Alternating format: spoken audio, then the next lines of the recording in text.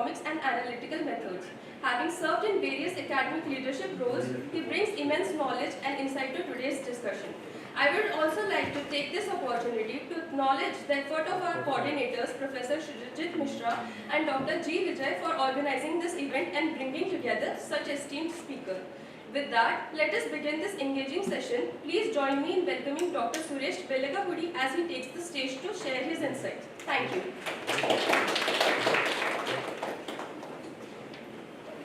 Thank you. Can I start? Just a minute. On behalf of the DN, I extend a hearty welcome to Dr. Suresh Belagapudi. He is an independent researcher based in California, USA. And sir, we have our master students and also scholars around here for the talk. The seminar is part of the Friday seminar series, coordinated by Professor Shrijit Mishra and Dr. G. Vijay. So maybe you could take about 40-45 minutes or so, followed by question and answers. Right. Thank you. Try to make it within the next 15 minutes. That should be okay, right? Yeah. Okay. Then, wait, do I need a mic? Sort of. Otherwise, how will it capture the? There is no mic, sir. You can speak. Yeah, okay, you can come here. If it is convenient for you, or you say Showing my face in the camera is not important, You can sit but here. the voice we heard. that they have. That's what I mean. Okay, but I guess Yeah, we are a small room, so mic is not necessary. You can sit here. Yes. Okay, let's start with an introduction. I'm an independent researcher. Okay, qualifications wise, I have all my degrees in engineering. B.Tech from IIT Madras and MS and PhD in computer science from Indian Institute of Science, Bengaluru. But I did study economics at one point of time and did interact with the faculty of economics, teachers. So I actually worked as an economist for 2 years with the Planning Commission, Government of India, Project Appraisal Division. The Project Appraisal Division does essentially appraisal of projects, public sector projects. That is, public sector corporations submit their feasibility report, etc. We do what we used to call social cost benefit analysis. But that's not the topic of today.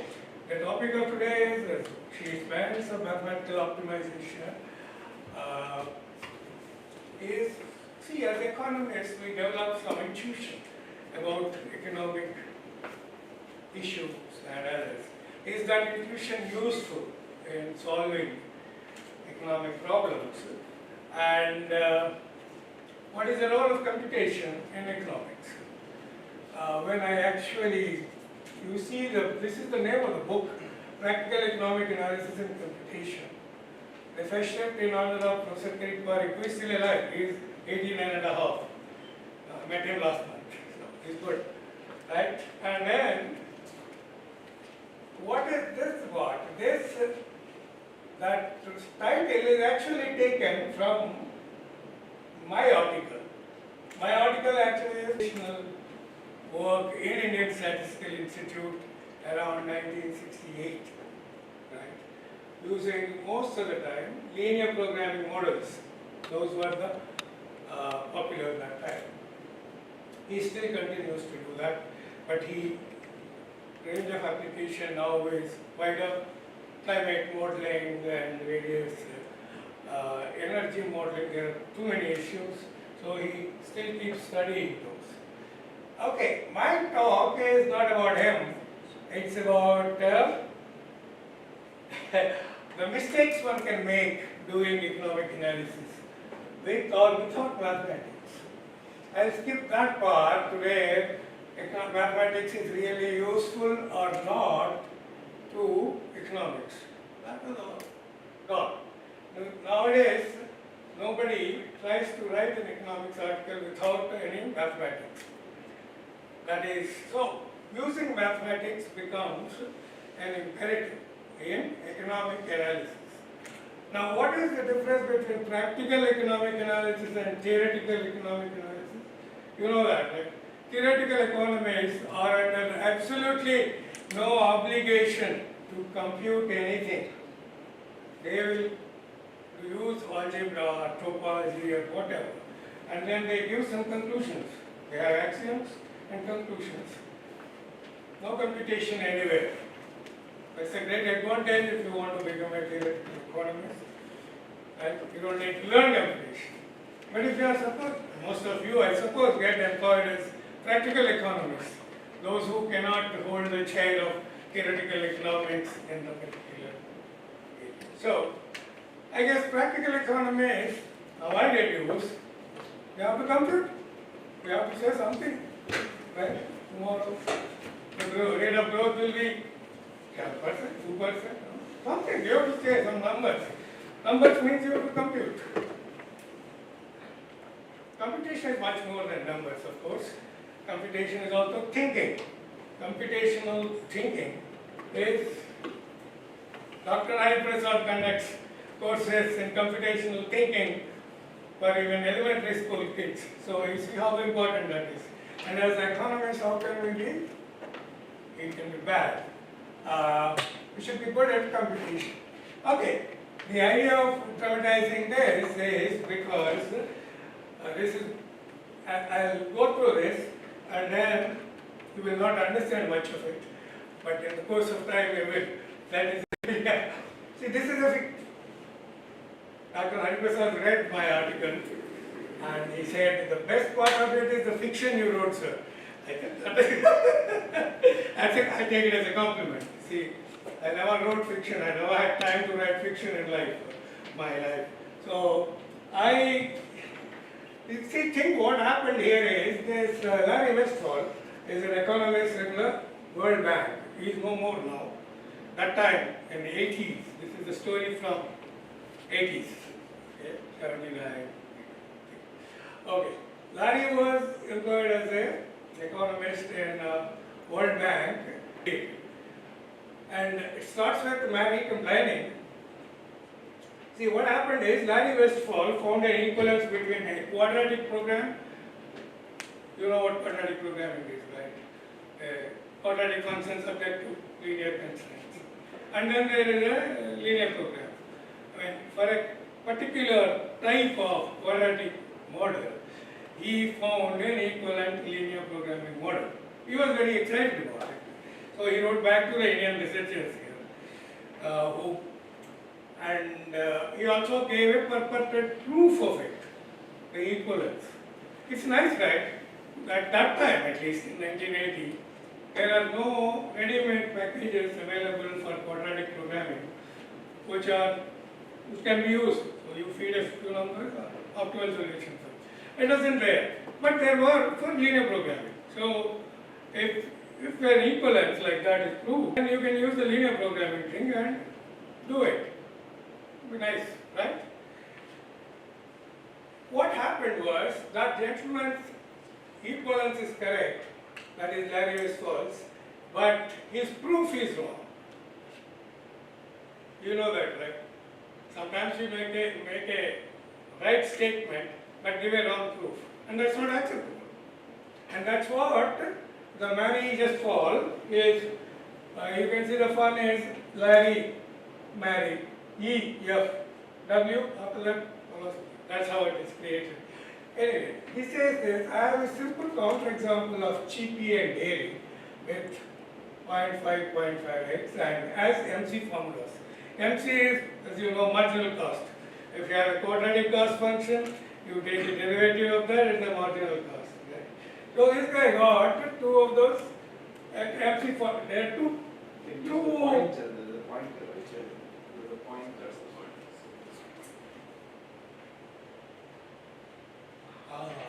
Exactly sure. That's nice. Just keep holding it. Now the key point you see is he follows that, and this is the important point.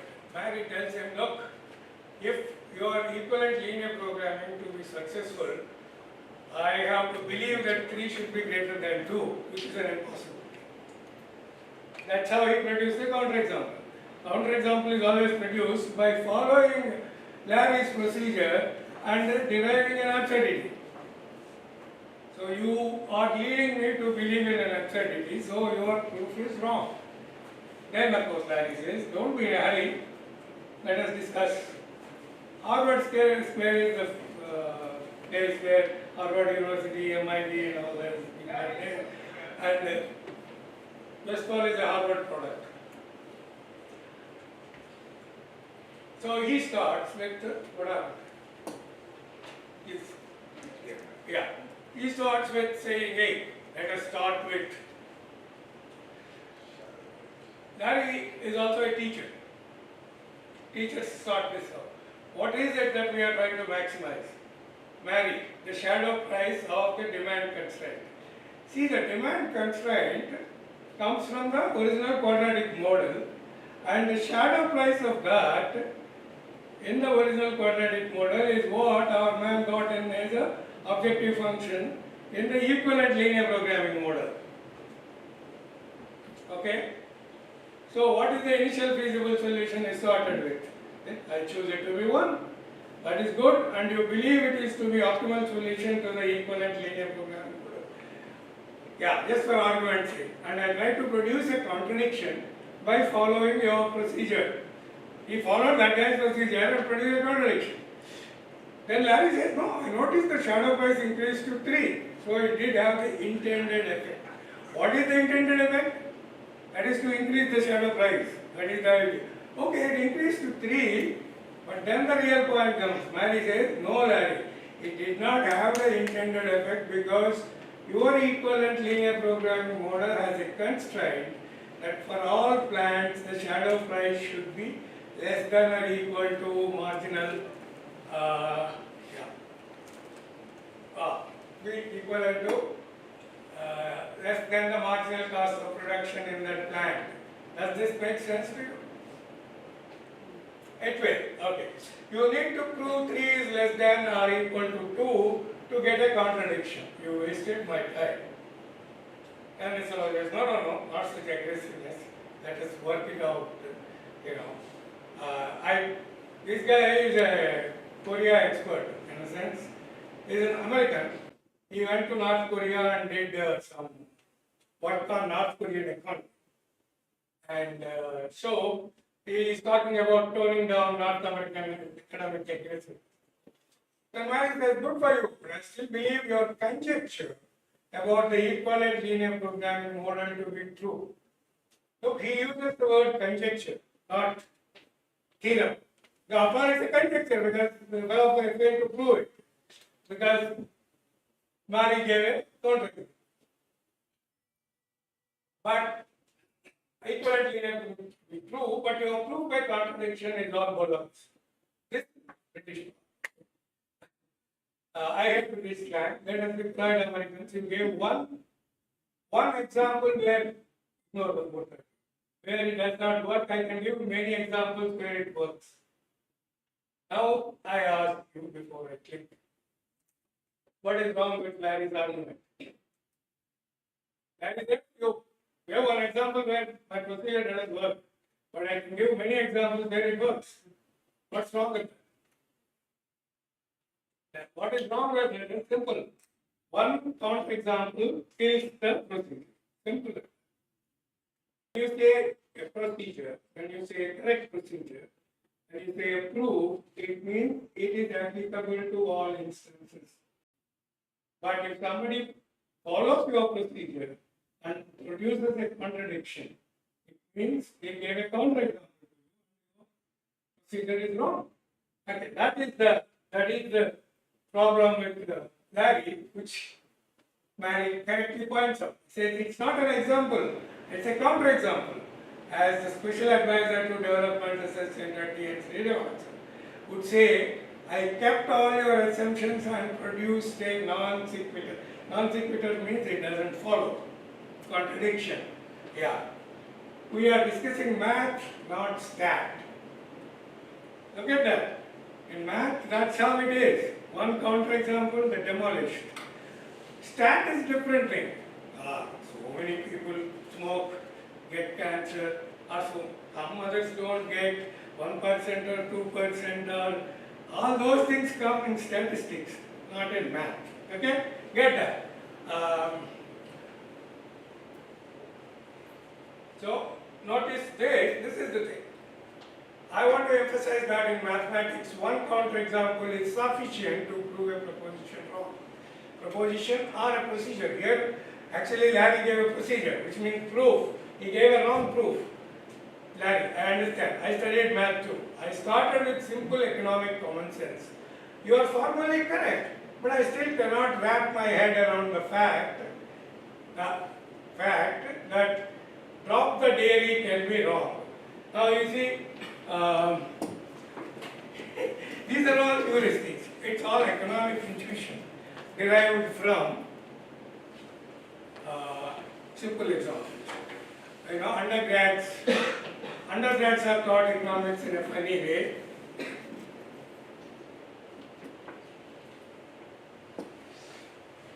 Okay. Drop the dairy means what essentially? If something is costlier to produce, drop that plant. Proceed with the other. That's it. It's like common sense, economic common sense. But that is wrong depending on the constraints, of course. Yeah. It can be wrong. Mary, laughing. You need to control your wild, simple economic common sense speculation with a little bit of rigorous mathematical reasoning. And that, I believe that. As you see, this guy is actually my alter ego. It's simple confusion between, he wants to know, Larry wants to know what is it. It is simple confusion between the necessary and sufficient conditions. To get a better feasible solution, it is necessary for you to make a change that preserves feasibility, correct? Basically what you are saying, better feasible solution, it should be feasible first. If it's not feasible, then whether it is better in the sense of some objective function increasing is irrelevant. You thought it was sufficient to increase the objective function value, and that is wrong. That was not sufficient. Any other remarks? See, an immature researcher may just add capacity constraints to the equivalent linear programming formulation and use a linear programming package to get a solution. Also, or even when an optimal solution exists, you will get an invisible solution. Right? You could have added in your communication your equivalent formulation is inapplicable in the case of binding capacity constraints. This is the essential point in this whole talk. If the constraints are binding, then some of these things don't work. So, equivalences don't work. That is, gentlemen, given the prestige of Development Research Center of IBRD, I would like to see you doing a little more thinking before shooting off a letter outlining wrong proof. Proof in quotes, because it's not a proof. It's wrong. So it is wrong. Because there exists a possibility that some unthinking graduate students and their all approving supervisors lap it up and false beliefs propagate. That's the how, done by such. Also, unfortunately it happened to be, Kiripar happened to be the all approving supervisor, and I felt bad, and I discussed with Kirit later. Now he says some nice Sanskrit stuff. What is that? Sishyat ichet parajayam. That means apparently every guru wants to be defeated by his students. Get gurus. And okay. It is pretty simple to give a straightforward proof. You people, those who you know, you try it. It is pretty simple to give a straightforward proof using LP duality theory that optimality conditions of the equivalent LP formulation imply the optimality conditions of the QP you started later. Okay, that's the way to prove mathematically. But he chose something else and he made, it turned out to be a pity. Now let us get to the actual problem. What is the problem? Economic interpretation, this is my introduction, this is what I did. And this is my contribution in that long paper, which you may read in the library. I have found new algorithms by doing marginal reasoning, marginal analysis, correct? You heard of marginal revolution? There's a website called that, but that's it for. In the good old economic history, thinking marginally, okay? Suppose it will be supposed to be a great revolution. Why? Can somebody tell me? Yeah, this is all we will go through part of it at least. Yeah. What is the foundational heuristics of our subject? Computational economics. If a single formula doesn't work, gather a group of them. This I learned from Kirit Parekh. It's known, but he said it to me once. I think we were discussing some problem and a single particular formula doesn't. Then okay, let us separate it. We'll put them together. That means what are we doing? For different situations, different formula exists.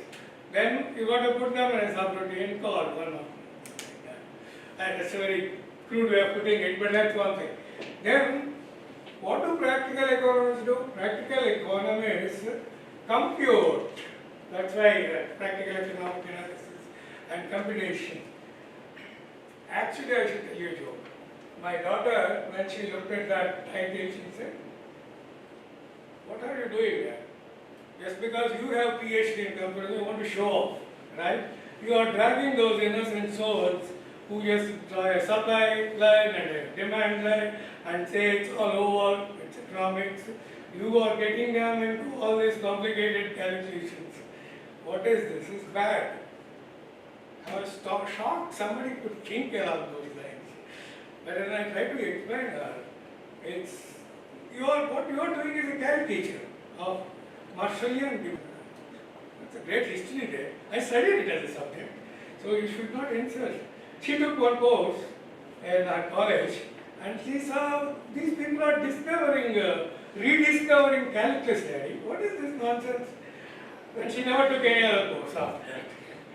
Okay. And then she tells me that's all what economists do. I said, no, that's not correct. You have misunderstood the whole subject because you are not even an undergrad in economics. So you can't just denounce it like that. And economics is a much deeper subject for various reasons. And computation is part of it. They have to compute. Okay, those who avoid computation, they generally do bad economics. Okay. Today, Gates was saying that economics is one thing that AI cannot replace. Have you read that? Therefore, you are very fortunate to be in this department. You Okay. can't do anything with you. We are not talking of automating economists' work. That's not what we are talking about. We are talking about computing proper solutions for economic problems. That's all. Okay. Practical economists have to compute using well-established economic theory. I assume that there is one thing called well-established economic theory, and theoretical economists are under no obligation to compute anything. Okay, that's why they don't get jobs, you know that. That's the side issue, but economic science needs both logically consistent theory and accurate computation. You can't escape it. This is my position. Needs. There is no choice there. Economic science needs those logically consistent theory and accurate computation. The need for questioning the computational practices of economists arises when a piece of reasoning from the depository is employed without establishing the fit of that piece to the particular economic problem to be solved. Think about it once again. See, there are those theories. In fact, in few people remember, but I don't know whether now it's fashionable to read. But there was a 1958 book called Three Essays on the State of Economic Science by Alan Coopmans. And in that he makes the case very clearly. Economic theory is nothing but a sequence of mathematical models. Okay? And each such model, okay, well analyzed, can be our logical core. That piece of reasoning we store, and if that will be in a depository. This is the word used by depository. And you pick that theory, and then you try to apply it to your problem, whatever it is. Prediction of demand, estimation of price, etc. There is that analytical core of economic theory. You basically reason and then you compute. If you do the wrong, if you pick the wrong thing from the repository, then you are doing wrong practice. That is my definition. Wrong is computation practice. Okay, practical economists apply the correct pieces of reasoning. That's number one. Your reasoning should be correct. And in addition, worry about the numerical results of that application. Whether 4% or 4.5% or 4.1%, you should worry. Numerical results you are giving people. And numerical modeling and accuracy considerations enter the economic discourse once a short mathematical formulation exists and the associated computational problem needs to be solved for some plausible parameters and or data. Please note this. I said it's not the greatest and accurate data. You may not have that. But even if some plausible parameters you put and then you work out on something, and then that will be still revealing. What do you think if somebody projects a 20% growth of gross national product of India in the next 2 years? Believe it? You don't believe, correct? There is a reason for that. Because you know there is a theory of how these aggregates are calculated. And there are those plausible parameters which we all agree. If we don't agree on data or possible parameters, then there is not much argument left, economic argument. You have to agree on something in order to proceed with the argument. Okay? The next one. I should go. What? This is out of the back. It is come now. Okay.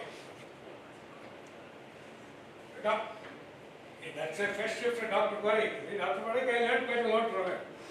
He wrote a critical article in 1970, you see, very little economic analysis. It is a review of a book, Economic Analysis in Input-Output Framework with Indian Empirical Explorations. And I was shocked that he had to make this, which I think now we take it all granted. Economic variables tend to be non-negative, and devising special organisms leaving out restrictions that may be possibly be binding in the optimal solution is a risky heuristic. You formulated an optimization problem. There is an objective function, there are constraints, etc. But you ignore it. I mean, like for example, your prices should be non-negative, right? If suppose you ignore and behave and work out your math as though prices vary over all entire real life, that can be a heuristic. It may work actually sometimes, but it can be a risky heuristic. Risky heuristic means what? It fails sometimes. Then the second one is more interesting. One should watch out for the possibility of some variable becoming unbounded during the execution of an algorithm. What will happen? Why that can happen? If you are dividing by 0, that can happen. It goes unbounded, right? So that should be avoided. But that I thought, we all knew.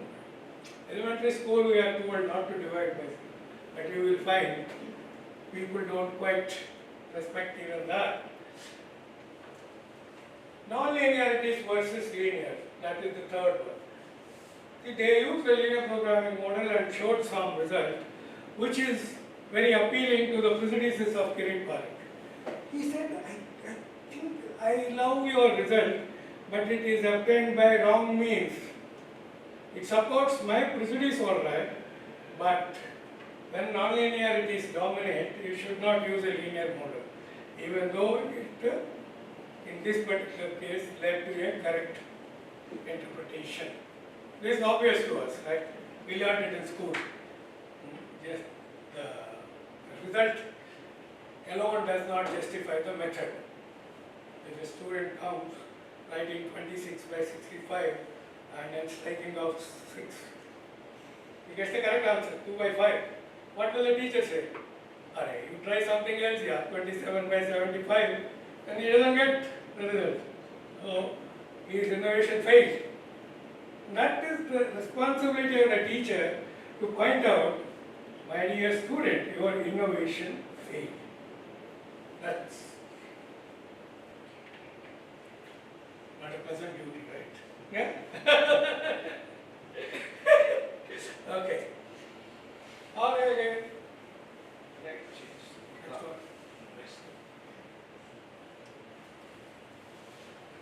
one. This is second one. Dr. Rudra, I don't know how many of you heard of him, Ashok Rudra, economist. And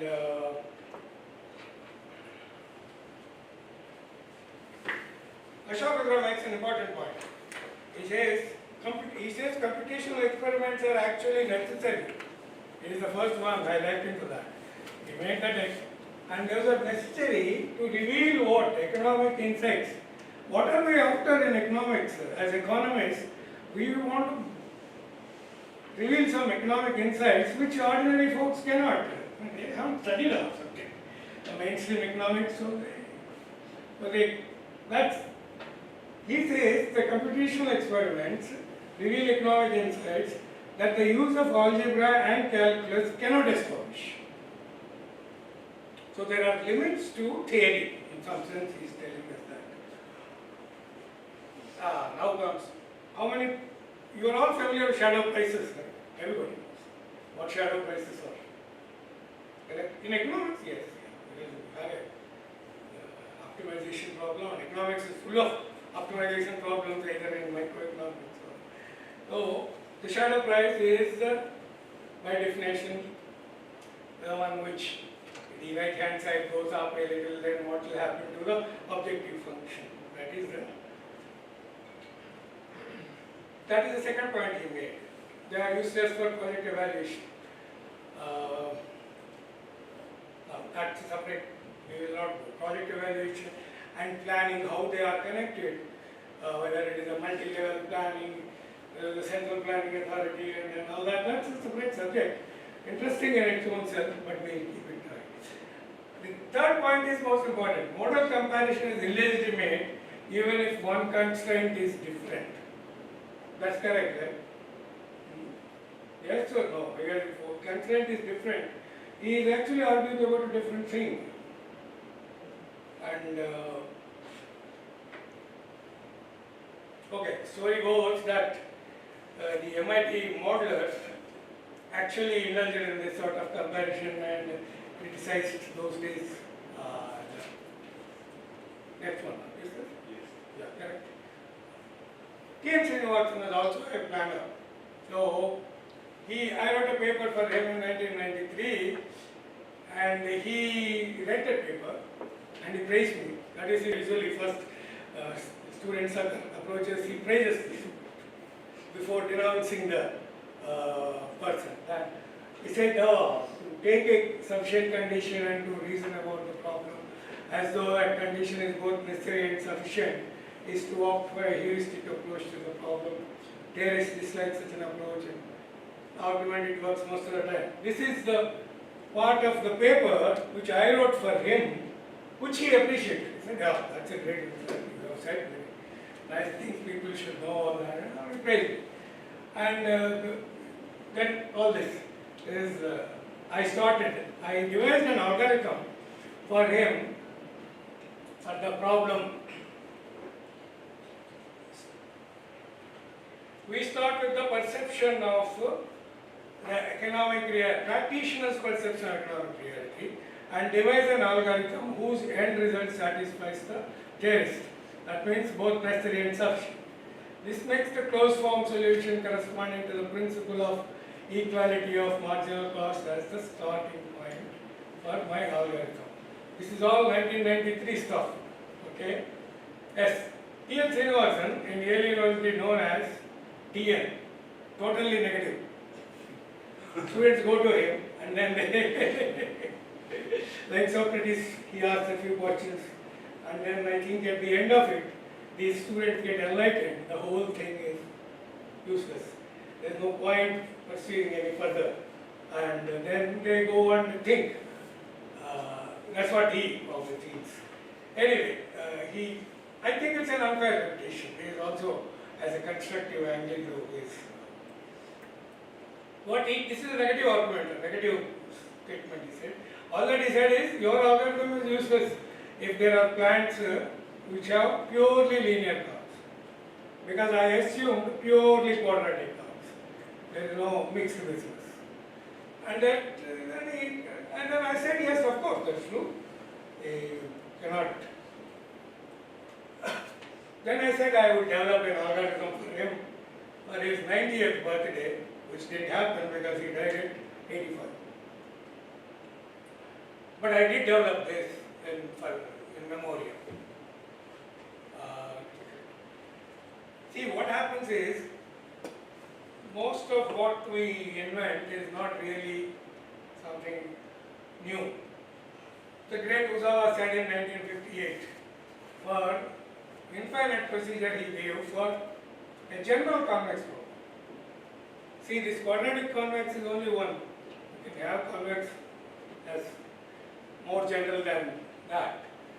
And he gave, but that, notice, it is an infinite procedure. So that's useless. So I developed a original finite algorithm and with a proof of correctness and extent to sensitivity analysis in this particular paper, 2024 paper. After how many years? 30 years. Okay, note this one, this is most important. The scope of this investigation is limited to the case where no fixed costs are involved. As is well known, the introduction of fixed costs leads us to study of integer optimization techniques which are beyond the scope of this paper. That is the difference between convex versus non-convex problem. We are not in this, only we are into the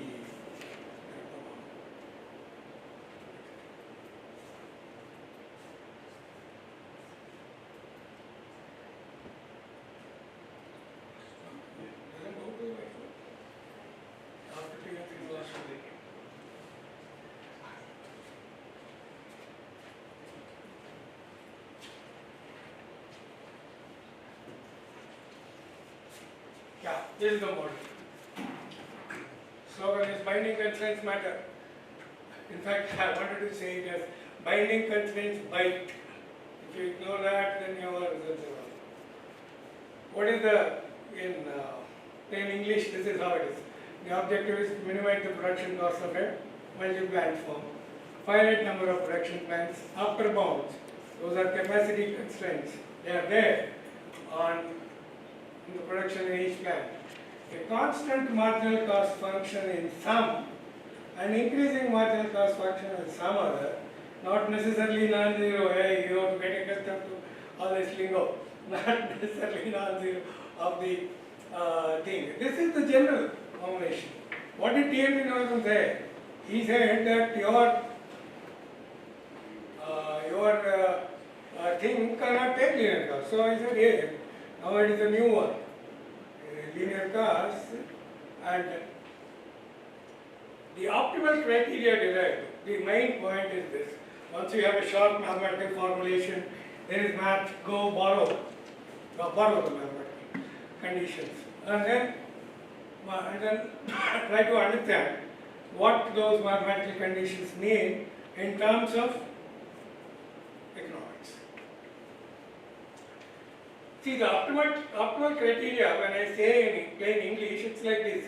Optimal production levels are such that in each plant in which there is positive production, the marginal cost corresponding to the level of production is less than or equal to the firm marginal cost.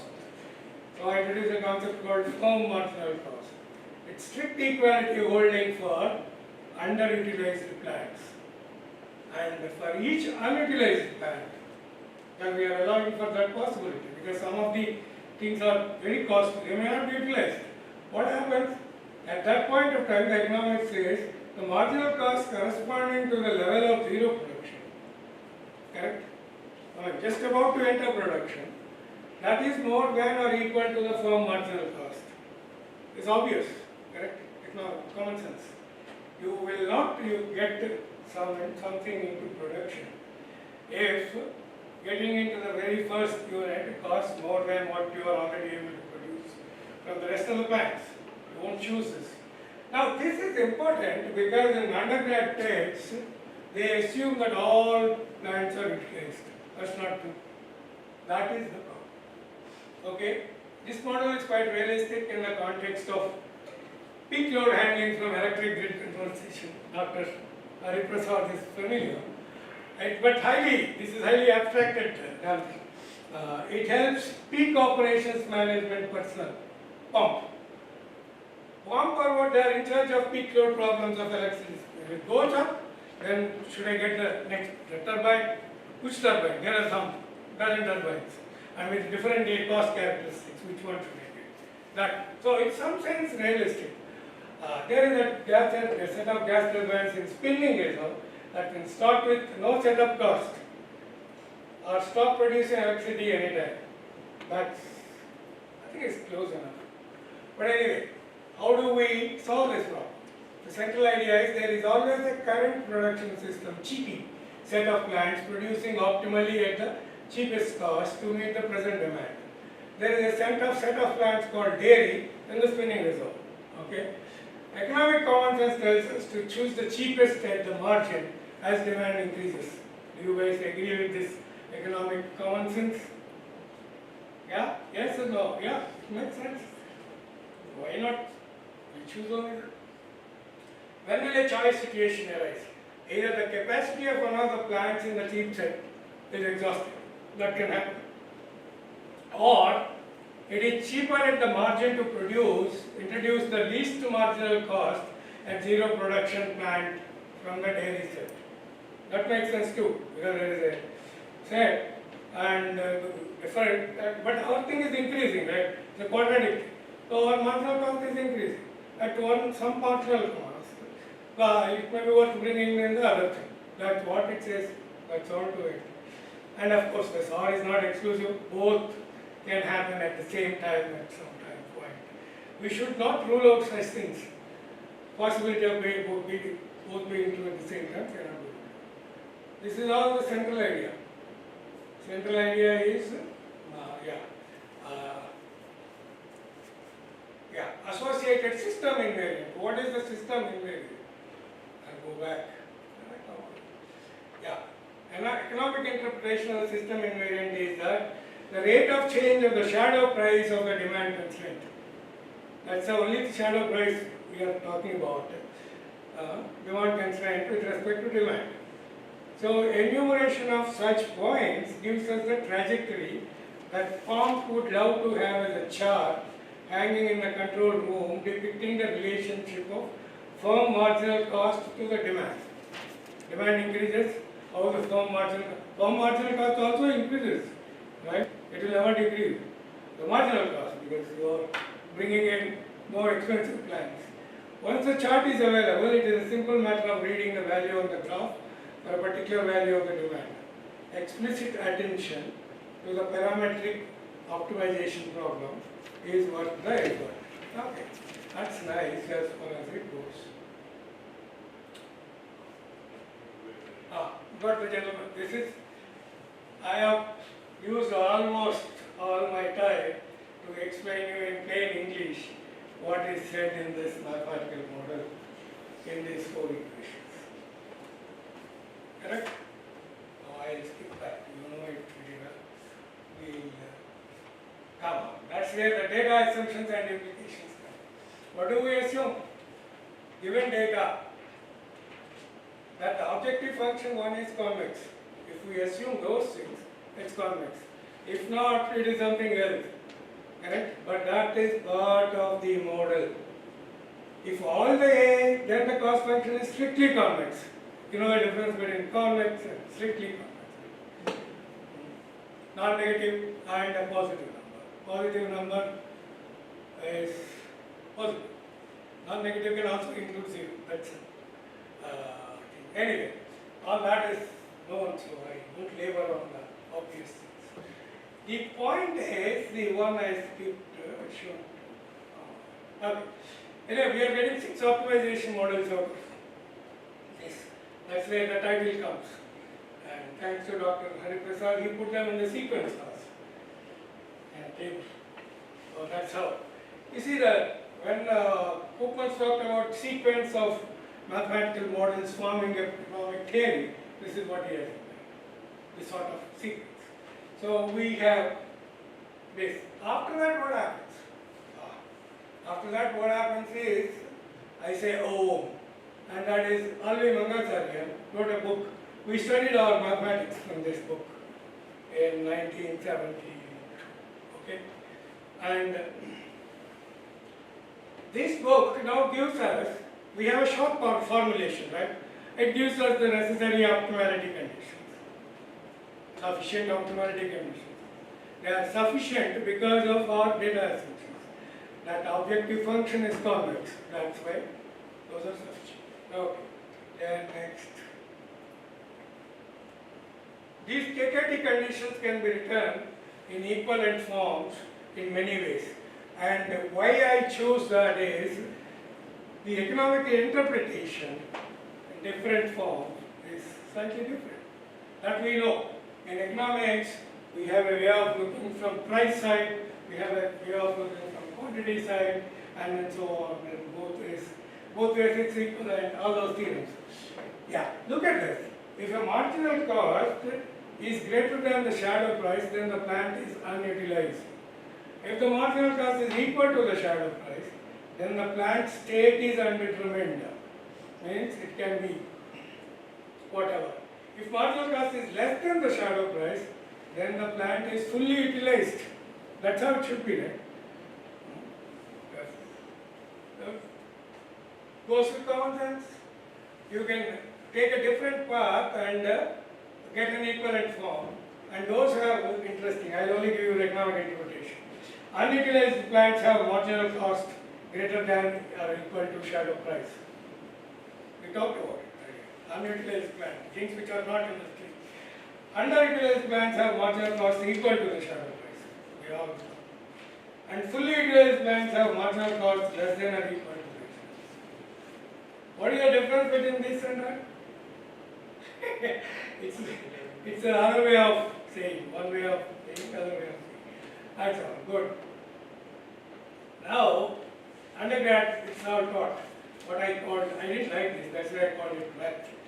Marginal cost of production in any plant is equal to the firm marginal cost if and only if shadow prices corresponding to the non-negative conditions together with the shadow prices corresponding to capacity restrictions vanish. And that comes from the math, from this thing. Except that the math, math has become a sort of I don't know, drug, gateway drug to economics. Math is much taught principle in undergrad economics. As we see below, it is irrelevant when only pure linear optimization models are involved. In the other 4 cases, it is a sufficient condition for optimality, but not a necessary one. That's the important. So, getting high on math is discouraged in graduate courses in microeconomics from the 60s, because I studied economics in 70s. Now, The second thing is algorithmics is about how to compute the optimal solution. Trial and error with infinite possibilities is a non-starter. You can't do that. Life is finite.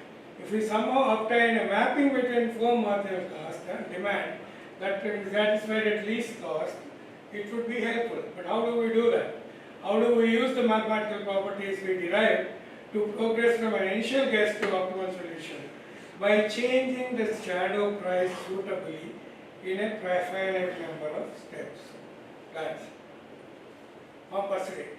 Economic reasoning, my daughter looked at this and said, what are you saying that? Pompous economic reasoning. There is nothing like that. All economic reasoning is pompous. Which in a certain way is true because pompous are peak operation management personnel. They are the ones who are doing the reasoning. And they are doing marginalist reasoning.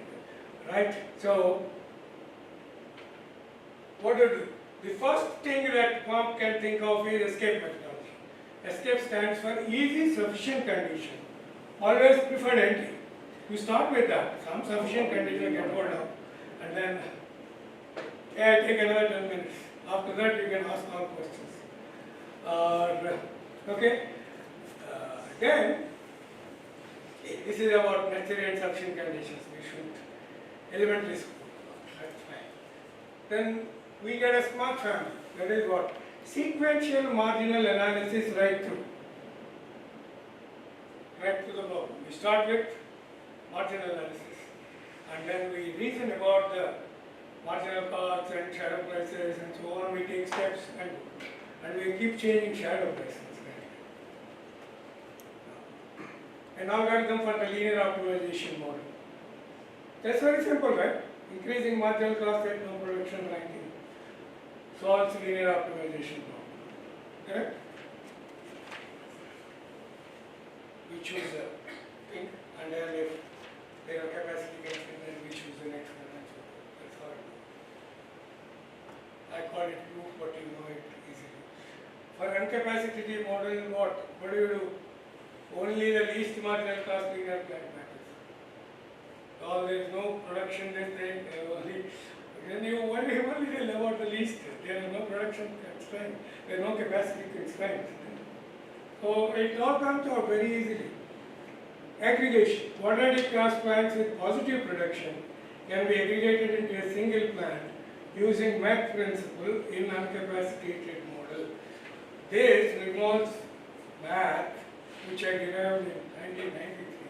So we skip that too. And then algorithmic proof. You see, I derived algorithmic proof itself is an interesting concept, right? Mathematicians, they don't care whether you can solve it or not. They just prove the equivalence of this to that, etc. In algorithmic proof, because if there are two equivalents, so these two are equivalent, and then I solve this using an algorithm. And I also establish same algorithm solve that too. So these are equal.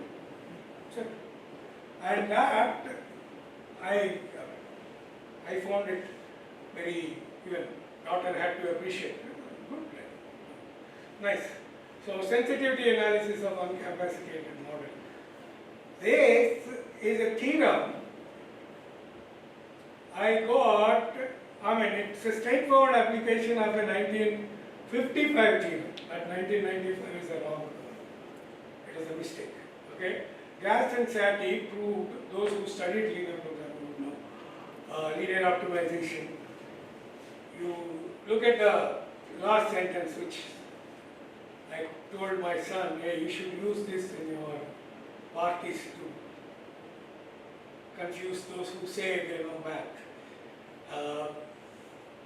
Uncountably infinite linear optimization problems can be solved in a finite amount of time. Does that make sense? They proved it. Uncountably linear optimization. See, if you are varying the parameter, one parameter, and that varies over a continuum, let's say 0 to 1.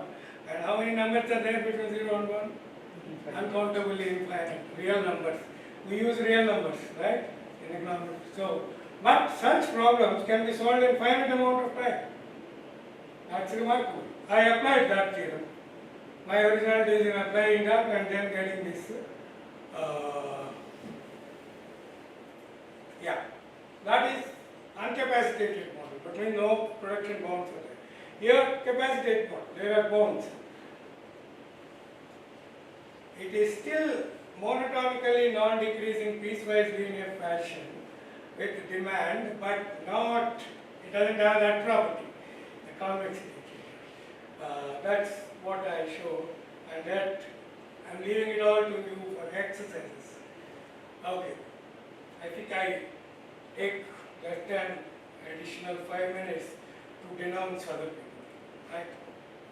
That's not a happy, but there are people that understand even in 89 and in 79, or one person attempted and the other person didn't understand what that fellow attempted, and they made, these are two doctoral.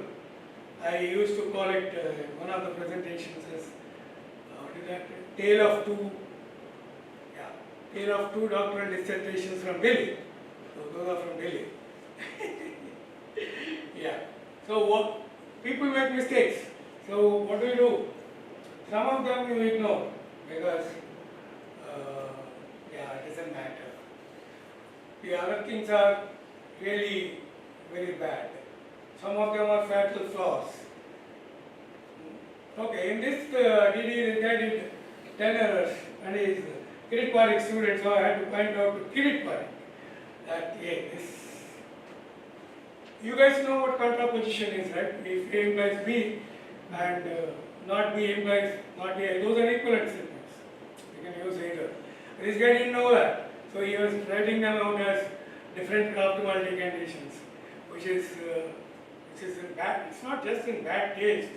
It is redundant and misleading. And the division of by zero, that we discussed, right? When elementary school students don't do that. And when I pointed out, Kirit said, yeah, I didn't notice, but that will eliminate the linear cost plans. He proposed an algorithm in which he indulges in the thing. And, okay, you read the paper, you will understand all those errors in pretty much in detail. I am septuagenarian, that is above 70, okay? And so we get a right to sermonize a bit about anything in the world, and this time it happens to be economic modeling. Okay, do not waste time reading classics of past centuries unless you want to specialize in history and remain unemployed. Don't do that. Whatever good exists in those contributions has been absorbed in contemporary mainstream economic science. So, I have been talking about contemporary mainstream economic science, not any deviant stuff. Okay? Get your math straight. Economics is a branch of applied mathematics. Sorry for you, but that's it. That it is. Be proficient at least in one contemporary computer language. Computation is inevitable for practical economists who want to get employed. Then, avoid arguing with verbal quibblers and tedious table pushers to conserve intellectual energy. This is out of my own experience. There are fellows who quibble with words. I say GNP, growth rate. What is GNP? You know how defective GNP concept is. Now that's a different thing. I guess those are legitimate questions, but you cannot get into it. If you are arguing with such people, then at the end of the day, you will not have energy for your work. Okay. Who are these tedious table pushers? These fellows don't even understand what a table says, but they know so many tables. They take one table from here, one table from there, from another table. There is absolutely no coherence in what those tables mean and whether what is the topic under discussion, whether these tables contribute or confuse. I found so many such people and I run away from them, basically. I don't want to have the energy. Right? There was an article by Coupons. measurement without theory. Okay, measurement without theory is these guys get some number from somewhere, lot of tables, and they also manipulate something, and they also say something. Okay, but there is no theory behind it. You can't put it in anything which economists have accumulated using their own concepts and their own. Then that's not economics, but it's something else. It's measurement without theory. Okay, so don't get into all this, because never forget that economics is a tough subject. Don't feel bad because I couldn't get it. Oh, he couldn't get into engineering, that's why he got into economics. They'll tell you, but don't fall for that. Economics is a tough subject because our first economics teacher in IIT Madras, that is, I was learning economics from Sam Wilson's textbook, and our teacher, she said, it's not like other sciences, In she called it Burette and Pipette sciences, where you can use measurement, measure very well. Economics is not like that. You should be aware what is being measured and how it's being measured. Much more careful. And one example she gave, which even to this day I can't forget, is she told us about literacy standards. What is considered, who is considered a literate person in India? Anybody who can write? Yes. And she was saying in Japan, the taxi drivers reading newspapers in Japanese language are not considered literate. Their literary standards are slightly higher than just reading newspaper. Okay? So now if you compare, United Nations posts out statistics like that, and they gather from their respective nations. And the respective nations have their own standards. And if you begin international comparison, then how much wrong we are doing, you should be aware. Right? So, economics is a tough science, and be grateful that it is a tough science. You are doing better than others. Okay, doing better. Yes, Kirit Parikh could have done better, but that's okay. He could have asked a simple question, yeah, what you are saying, how you have to navigate the continuum over shadow place. That's what he does. But sort of takes a discrete sampling and it's far away. You don't know. There is an exact solution. Your approximate solution may be far, far away. But you should know such problems exist. So that is okay. I'm putting an end because I don't want you to forget me. Never forget this. Science is a worthy pursuit. Whether it is economic science or computer science. Look at it. Any other science too, universal applicability is a dream worth avoiding. Don't try that stuff.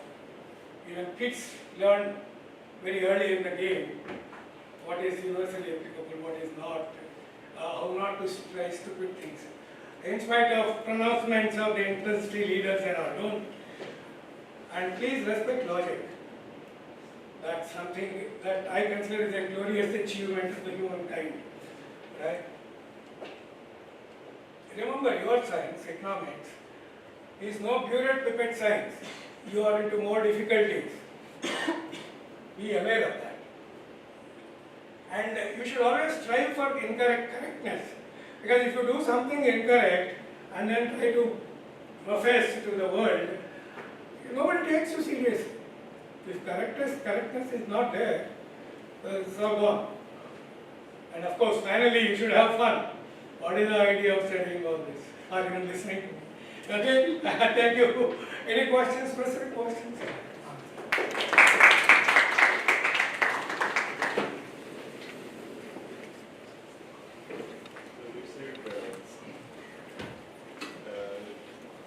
Economics is now Burette pipette science. That's one thing you said. But you also want to compute. So how big is the trade-off? And you also said you're also critical of axiomatic people. Develop axioms and the exact mathematician. So maybe you can throw some light and others will ask this. computer scientist, theoretical scientist can do theory if depending on. It's not my personal choice. That's a separate matter. I do not criticize them for doing theory, but it should be useful. Should have some application, some way. If you know linear programming is a lot of theory. You want to say it. But it is useful. It's used. And if you ask me what are the pieces of economic theory which are never used, I won't be able to answer. Because first, I'm not Dr. Lear. Second, maybe it's worthwhile for them at that point. Of course, every profession, this is all sociological theorizing, every profession follows its own passions and trends. So, can happen. I'm definitely critical of those who take to economic theory to mesmerize non-theoretical people or to denigrate their work. I have no respect. Yeah. Then, I said clearly, I don't have respect for verbal quibblers and tedious table pushers. They push so many tables onto you, you don't know what it is that they are trying to tell you. So, one has to take one side somewhere. So, mine is clear. Correct or not, that is something.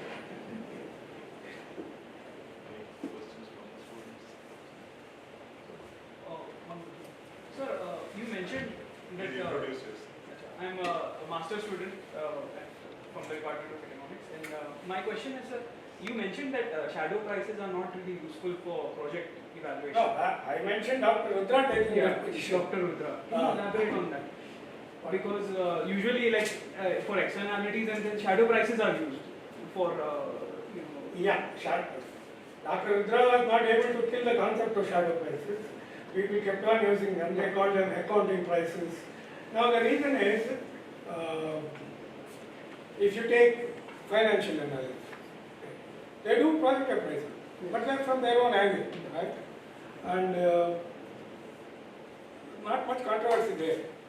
But when it comes to social cost benefit analysis, the whole thing is that it's supposed to contribute to that social welfare function, something that's called, which by shadow price by definition is, it increases it a little by that thing.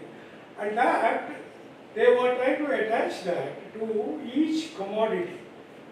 And in a very ad hoc fashion. What Dr. Rudra says is, those prices make sense only in a multi-level planning context. And in the context, if that context is not available, then you are using a very heuristic procedure, and that you don't know where it leads you. I think his thing is formally correct. But then what happened is, these aid agencies promoted that, World Bank and OECD. They call them accounting prices, and they say, we try to correct the distortions. Indian economy, at least those days, was suffering from foreign exchange crisis.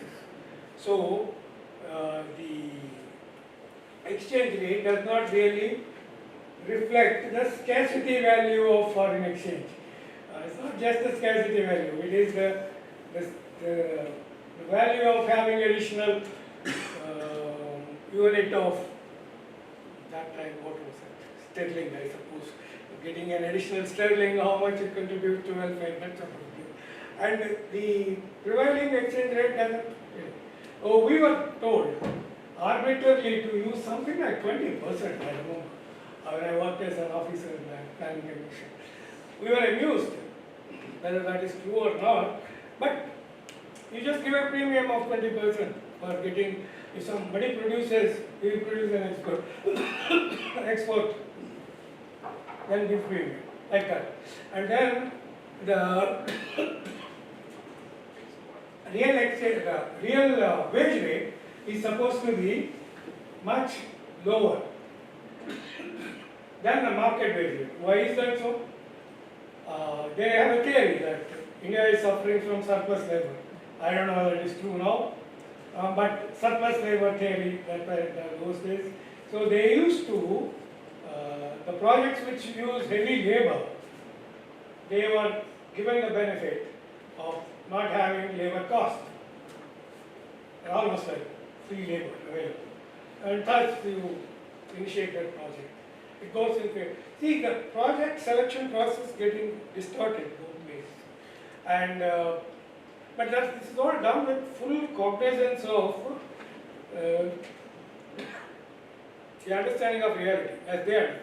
The economists also differ in their own. I don't know, some people don't even accept surplus labor theory. And Professor Minhas actually called that two-gap theory. He said it's too crap, what nonsense. They're saying that there is a foreign exchange gap and there is a domestic savings gap between savings and investment. And these people say these two gaps are important, and then you go to and Munna said about foreign exchange is one of the nonsense, one of the things in the economy. This is such a big economy, we don't give so much importance to the foreigner business. And well, he took a stand on that. There are others who, you see, that whole subject is, I don't know whether it is still taught. It's called development economics. It is taught. Okay. That development economics is that is the sort of best. For your question to answer, the logic is very important. The tables are put together. You don't have the logic to really interpret and then explain. The other common man cannot understand it. It's very. Any other questions?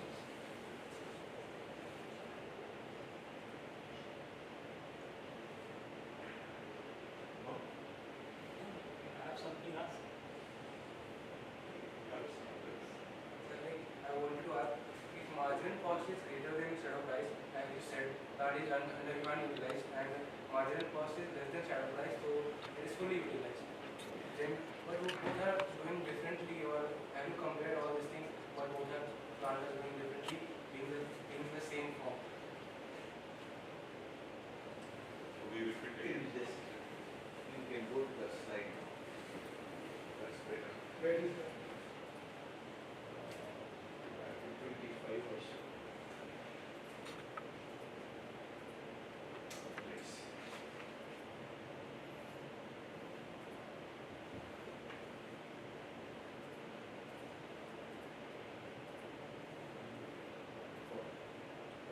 Yeah, either this one or the first one. Yeah. So what both plants are doing differently, and have you compared or being in the same form? Both plants are doing differently and having different marginal costs, the shadow prices being the same or different. Did you get the question now? No, I don't understand. You can repeat again. You're referring to this? You are Two of referring them to are this. Yeah. Like I'm saying, marginal cost, one is greater, another one is less. In marginal cost is same for the same form. Form is same plant, marginal cost is same for the both the plants. And shadow price is different for both plants. See, the different plants have different marginal cost characteristics. At the optimal production plan, those plants should satisfy this.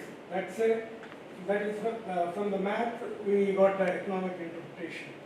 If that is not so, okay, if there is a production plan, if any of these conditions violated, then it's not optimal production plan. That's the point.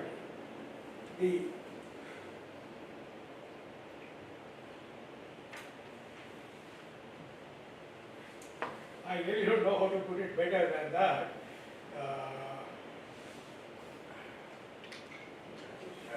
If the I- opportunity cost, what actually is the benefit? What he's asking is shadow price is given and No, in this particular case, shadow price is very clear, right? But you have a demand constraint to, if you increase the demand a little, what is the additional cost you have to incur? And we want to minimize the cost, right? Additional cost you incur if as the demand increases. And the shadow price is that shadow price of the demand constraint is the additional cost which you have. That's all to it. Let's not get confused with the social cost benefit analysis. So that's a different game. You are talking about it in some other context. But in the context of this model, that's all to it. The shadow price, which is also known as the drug multiplier. I don't even use So will it also hold for price equilibrium? If something is above the price, below the price, then what would be the conclusion? If you don't use shadow price, if you use no, within this model only shadow price matters. Within this model nothing else matters, right? See, the price at which the pump fellows will sell electricity is out of this model. They are only interested in, as demand increases, electricity demand, what additional costs they will incur. Okay, they are interested in that chart, the additional marginal cost, marginal cost, and whether the electricity authority will use that to price the consumer, that's a separate matter. It doesn't come into picture here at all. That is all to it. okay, then instead of, I'm not talking about consumer, suppose there is an equilibrium price. Equilibrium, no, this is the equilibrium. I mean, The shadow price is the equilibrium price. optimal production. Second one is the So, Yeah. okay, is that clear now? Whatever, think about it. I might have made mistakes, then just send me, I think you can be in touch and find out my mistakes. I will be grateful to acknowledge. I have one observation and a question. So while you critique that if people do theory and the theory has no empirical relevance, or there are no empirical exercises or computing exercises, that is what should be avoided or you are critical about it. But isn't much of your work that you presented to us today is theory? Manual theory and algorithms. It's about algorithms. So The you, idea is you're not happy no, about your work? my idea in today's talk is intuitive economic reasoning helps us in devising algorithms for our problem. See, we start with an economic problem. Typically, what do? We look for a software package somewhere. Like instead of that, if we think a little bit more about the economics involved, we may come up with algorithms which are helpful. That's all. The point somewhere, my question is also related to this question. Usually you find the sequence, you have an intuition, then you formalize it in a mathematical model. Right. And then either you go to computation, if you are solving something like this, or you do some statistical analysis and all that. So can we move from economic reasoning or intuition straight to algorithm? Or to give an example, might would have added much more greater value to maybe an algorithm. You're saying that it's possible. Possibilities are there. I haven't thought about it. Then the other observation that I had when we were saying that okay, economics is a science which is not like, but that takes me back to Hicks's book on causality in economics. So and he articulates why causality should be understood more from economics rather than from physical sciences. So precisely because those sciences have, they also have measurement errors, they also have measurement issues as well, like what Einstein did 100 years ago, they are proving those things empirically now. But keeping that aside, so many other real life issues that we know, okay, if you increase temperature by this much, it will go by this much. So there are very exact, precise way of knowing and measuring things. So now if you draw causality from things which are precise, vis-a-vis an economic science where things may not be that precise, so the science behind causality, like from a precise science applied to a precise knowledge system and taking it to a knowledge system which is not that precise is bound to be bound to be having its problems. Now the other way around, if you actually develop the science of causality in a system of knowledge which is imprecise because of factors that we talk about, the variables that we talk about, how we measure them, there are various ways that why uncertainties and precisions will not be there. So if you can develop causal understanding from such a system and then move to use that apply, then maybe this system can perhaps be applied there. So would you reflect or comment on this position that Hicks has taken? I'm not in a position to comment on that. There are deeper issues involved, causality and all that, and I have no problem. People can make assumptions about causality, and then there are verifications. All that I am saying is, yeah, be logical in whatever you are saying. You can make assumptions. Actually, causality is an assumption. In some sense, most of us do assume our day-to-day world functions in that way. A causes B, B causes C, something like that. There's nothing wrong with that. And what my stand on that is fine. We think that economists have more fundamental problem that, as my teacher told, pure pipette size. We are not pure pipette size. So we have problem there. And in addition, we have uncertainty. But then others also have uncertainties, like physics and so many. Dealing with uncertainty is one whole subject. The probability theory. If probability theory is not adequate, then what else is the thing? And yeah, I would take any. But there is a distinction between probability and uncertainty. Probability, somewhere lies between. Yes. We have we No, can give some number which Yeah, is you but are uncertainty different. is not. Exactly. Yes, I agree with you. I am with that.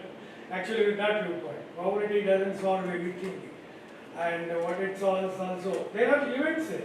See, all that I am saying is there are techniques, there are mathematical techniques, and there are limits to those. It's better to be aware of the limits of applicability. I only gave one example from one particular thing, and our intuition may be actually dependent on much cruder models and in some sense wrong models. That we should avoid to the extent possible. But and that, yes, he said that intuition and investigation go, both together, and you learn, you refine your intuition and so on. And math and logic and computer science are tools, definitely. But I think very important tools, and any economist who ignores the importance of these tools is not good economist. On the maybe final question. Yeah. So on logic, this is something which I have been thinking internally rather than thinking aloud. We have largely in economics again. We have largely been trained through a logic of Western sciences, induction, deduction, and all that. But we also have, though there are similarities, but there are differences with the the Indic 2,000-year-old history Indian logic, the 16th syllogism, Hetuvad, and all those things that are there. So they also go by empirical facts and all those things.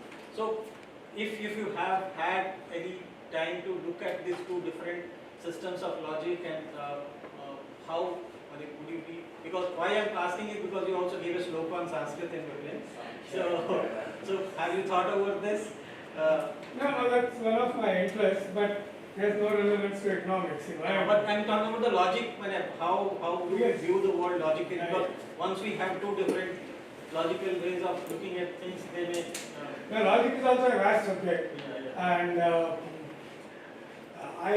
when I am talking of logic here, I stuck to what we call two-valued classical logic, Boolean logic. Right? That's what we use in mathematics. So that's all to it. But then the other things you mentioned are there. There's a subject called philosophical logic. On this logic, maybe for students, another point which may be relevant to think about.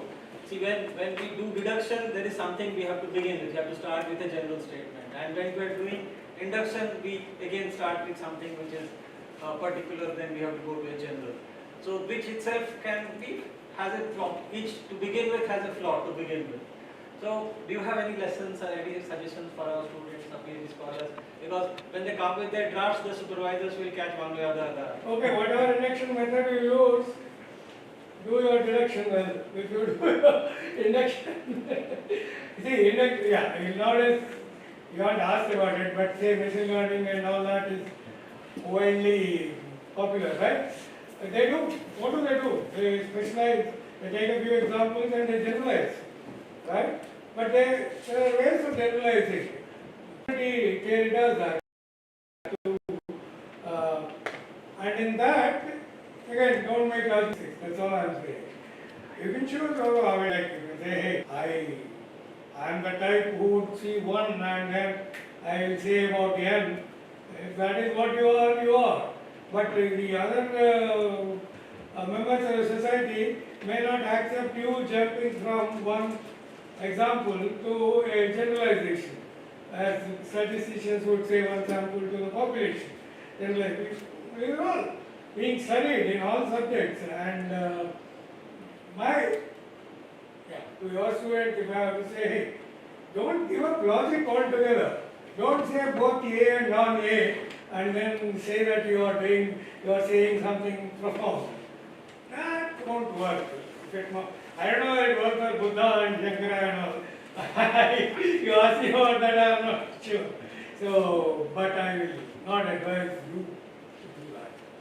It is clear in my mind. Thank you very much.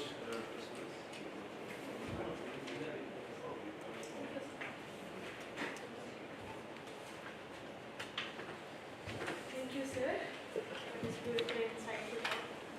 May I request Professor Devashish Acharya to felicitate the speaker, Dr. Villasuri.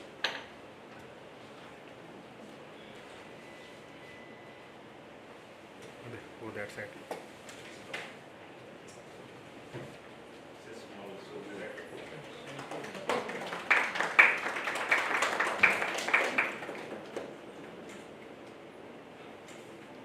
Thank you, sir. May I now request Professor Sujit Mishra to felicitate our guest, Dr. Hari Prasad.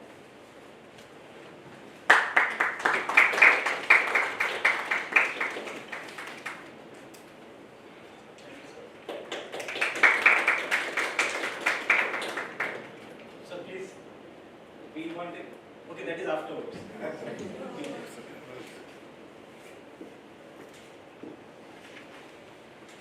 forgot to introduce Dr. Hari Prasad. Actually, he is a common friend of our team, Computer Science, Dr. Atul Negi and Dr. Suresh, and he was with TCS. I am a senior scientist from Tata Consultancy Services.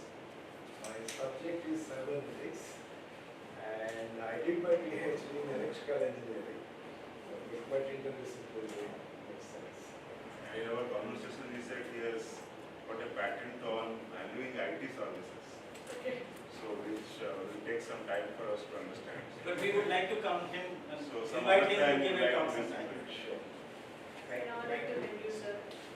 Yeah. As we come to the conclusion of this insightful session, it is my privilege to deliver a vote of thanks on behalf of School of Economics, University of Hyderabad. First, I extend my heartfelt gratitude to our distinguished speaker, Dr. Suresh Vellakapudi. Your engaging words on practical economic analysis and computation for 6 optimization models has provided us with invaluable insights about the subject. Today's session it provided crucial takeaways into the practical application of the Kuhn-Tucker theory in optimizing production models. It highlighted how using necessary and sufficient optimality conditions can correct errors in intuitive economic reasoning and emphasize the importance of computation in economics. The seminar effectively bridged the gap between the mathematical theory and practical decision making, offering a deeper understanding of improving production planning and management. Your expertise, sir, your rigorous research and engaging discussions, we truly enrich our understanding of the topic. We sincerely appreciate you taking the time to share your knowledge with us today. A special thanks to our esteemed guest, Dr. Hari Prasad, to join us for the session today. Thank you, sir. Our chair, Professor Devashish Acharya, for leading today's session with such depth and thoughtfulness. Your guidance and valuable inputs added great value to this discussion, and we deeply appreciate your presence and support. I would appreciation to our coordinators, Professor Professor Srijit Mishra and Professor Jajati for their dedication in organizing this talk. Your efforts in planning and ensuring the smooth execution of this session have been instrumental in making it a success. Special thanks to technical team responsible for live streaming, allowing a wider audience to benefit from today's session, ensuring a seamless execution of the session. Finally, I extend my gratitude to our wonderful audience, faculty members, research scholars and students for your enthusiastic participation. Your engagement, thought-provoking questions and keen interest have made this session much more